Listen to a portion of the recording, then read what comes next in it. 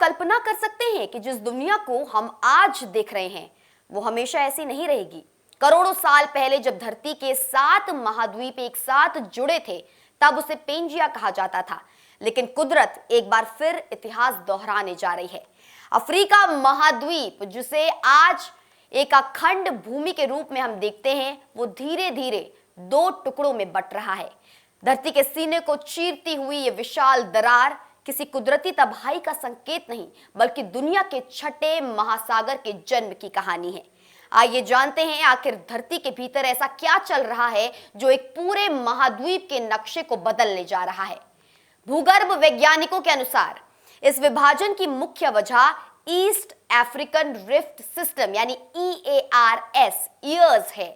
तकनीकी भाषा में समझे तो धरती के नीचे मौजूद 2 विशाल टेक्टोनिक प्लेट्स, सोमालियन प्लेट और नूबियन प्लेट, एक दूसरे के विपरीत दिशा में दूर जा रही हैं।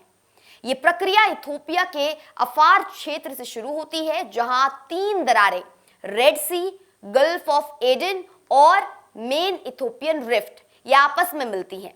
जैसे जैसे ये प्लेट्स अलग हो रही हैं, पृथ्वी की ऊपरी पपड़ी जो है यानी कि क्रस्ट पतला होता जा रहा है, जिससे जमीन के भीतर का जो लावा है, जिसे हम मैग्मा कहते हैं, वो ऊपर की ओर उठ रहा है और सतह पर विशाल दरारें पैदा कर रहा है। ये विभाजन रातों रात नहीं होने वाला दोस्तों।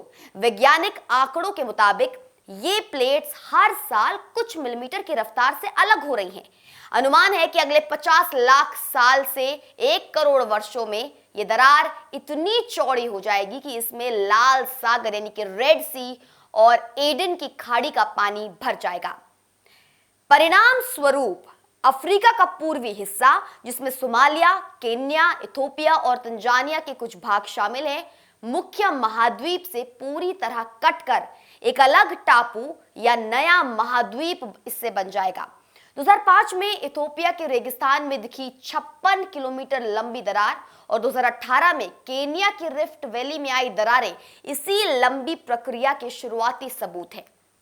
ये घटना ठीक वैसी ही है जैसी 13.8 करोड़ साल पहले हुई थी, जब दक्षिण अमेरिका और अफ्रीका एक दूसरे से अलग हुए थे और अटलांटिक महासागर का जन्म हुआ था। हालांकि मानव जीवन के लिए ये वर्तमान में कोई बड़ा खतरा नहीं है, क्योंकि इसमें लाखों साल लगेंगे। लेकिन वैज्ञानिकों ने चेतावनी दी है कि इस हलचल की वजह से रिफ्ट वैली के आसपास के इलाकों में भूकंप और ज्वालामुखी गतिविधियों में बढ़ोतरी देखी जा सकती है।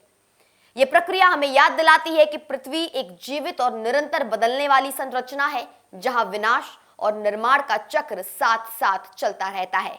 फिलहाल के लिए हमारे इस खास रिपोर्ट में इतना ही। आप देख रहे थे इंडिया न्यूज। ऐसी और खबरों के लिए और ऐसी साइंस से रिलेटेड या स्पेस से रिलेटेड जानकारियों के लिए बने रहें सिर्फ और सिर्फ इंडिया न्यूज पर। नमस्कार।